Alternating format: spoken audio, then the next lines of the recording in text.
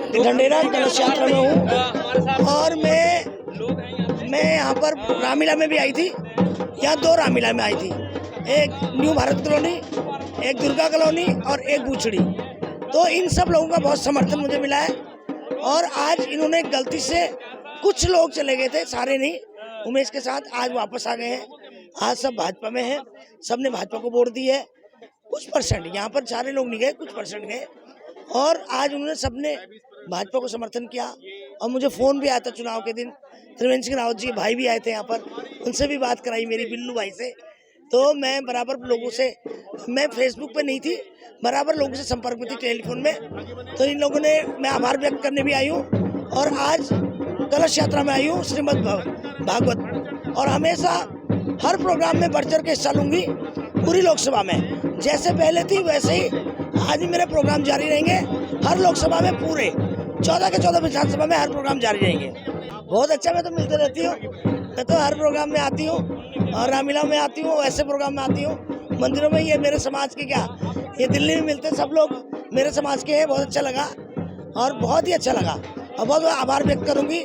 इन्होंने मुझे as a मुख्य अतिथि के तौर पर बुलाया है और बहुत बहुत धन्यवाद करूँगी भोजड़ी के लोगों को, खानपुर विधानसभा के लोगों को, ढंढेरा के लोगों को, सबको आभार व्यक्त करती हूँ मुझे सम्मान देने के लिए।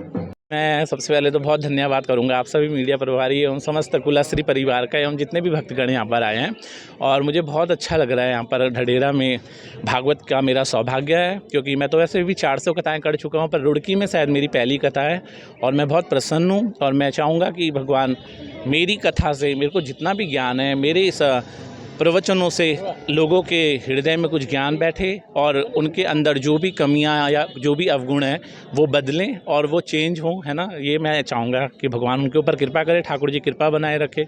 यही मेरा आपसे निवेदन है। हाँ जी, ये 7 दिन चलेगी, 7 दिवसीय है और 11 तारीख को ये पूर्ण होगी, यहाँ पर विराम लेगी। जी, युवा बहुत भटक रहा है, पर आप देखेंगे तो अगर वृंदावन की साइड आप देखें या कहीं बाहर के, अभी युवा बहुत, हमारे देहरादून में, ऋषिकेश में कई इस्कॉन मंदिर खुले हैं जहाँ पर अभी युवा इस धर्म के मार्ग में आ रहा है। पर कुछ युवा हैं जो इंग्लिश माध्यम से पढ़ रहे हैं, अंग्रेजी माध्यम से पढ़ रहे हैं, वो इस युग में भटक रहे हैं, क्योंकि वो ये नशे में ज़्यादा आजकल हमारा युवा जा रहा है ना, सबसे ज़्यादा वही है। परंतु इसमें कहीं ना कहीं माँ बाप का भी दोष मैं समझता हूँ, जिन्होंने अपने बच्चों को मोबाइल थमा रखे हैं और स्वयं भी मोबाइल पे लगे हुए हैं। मैं तो ये कहना चाहूँगा कि कुछ तो माँ बाप को भी ध्यान देना चाहिए अपने बच्चों पर, है ना। उनको इस मोबाइल की दुनिया से दूर के, और बच्चा क्या एक्टिविटी करता है घर से बाहर जाकर, उस पर भी उनको ध्यान रखना चाहिए। और वो अपने बच्चों को धर्म के प्रति जरूर जोड़े। भागवत में केवल माता या पिता ना आए, वो साथ में अपने बच्चों को भी लेकर आए, ताकि कुछ ना कुछ ज्ञान उनके हृदय पर भी जाए और तब जाके हमारा सनातन धर्म उनके अंदर आएगा। गाय का तो देखिए हमारे हिंदू धर्म में अभी भी बहुत बचाव हो रहा है ना। सरकार के माध्यम से भी उनकी बहुत रक्षा हो रही है। और कुछ ना कुछ देखो, सरकार को नहीं, कुछ हमको भी करना पड़ेगा, कुछ ना कुछ समितियां कमेटियां हमको भी बनानी पड़ेगी, जिसके लिए हमें गाय बचाने के लिए आगे आना पड़ेगा। केवल बोलने से या प्रचार करने से नहीं होगा। तो गौ सेवा तो हमें सबको, अभी हम लोग घर में कुत्ता तो सब पाल रहे हैं, पर गाय कोई नहीं पाल रहा है ना।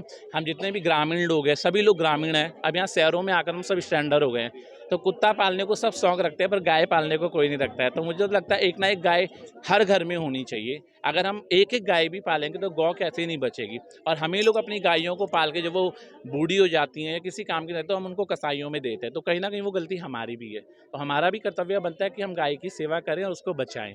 बहुत अच्छा है माहौल भैया, यहाँ पर सब हैं यहाँ पर। बस ये मेरे पिताजी ने ये कार्यक्रम आयोजित किया है। हम हिंदू धर्म में ब्राह्मण जाति के लोग हैं। हमें बहुत फ़ख्र से महसूस हो रहा है कि पिताजी ने, मेरे जो दादा दादी हैं, उनकी पुण्यतिथि पे ये कार्यक्रम आयोजित किया है। और मैं, जो आने वाली पीढ़ी है, उससे सबको ये सीख मिलती है कि आज 25 साल हो गए मेरे दादा दादी को गए हुए, आज हम मतलब इस कार्यक्रम को करने के उसमें है कि हम सक्षम है कि ये कार्यक्रम आयोजित किया है। तो उसके लिए मैं पिताजी के मतलब बहुत वो हूँ कि मेरे पिताजी ने किया है। हम सब मतलब लड़की, मेरी बुआ, सारी फैमिली को सब साथ मिलके ये आयोजन कार्यक्रम हमने आयोजित किया है। सारे जो हिंदू समाज है, ज़्यादा से ज़्यादा लोग आएंगे और मैं आशा करती हूँ कि सभी लोग आएंगे। जो लोग मुझे न्यूज़ के द्वारा सुन रहे हैं, आप सब ये अशोकनगर हिमालय पैलेस के पास आके कथा का वो करें, ज्ञान लें और आगे की पीढ़ी को भी इसका अच्छे से लाभ हो कि वो सब भी इस कार्यक्रम को आयोजित करें अपने पितरों के लिए। ये मेरे मामा जी लोग हैं और मुझे बहुत अच्छा लग रहा है कि मेरे मामा जी इस पूरा कार्यक्रम का वो कर रहे हैं। बस। ये धर्म नगरी है और धर्म को लेकर के महिलाएं चलती है, ये सबको पता है, क्योंकि उत्तराखंड भी महिलाओं ने ही लिया था।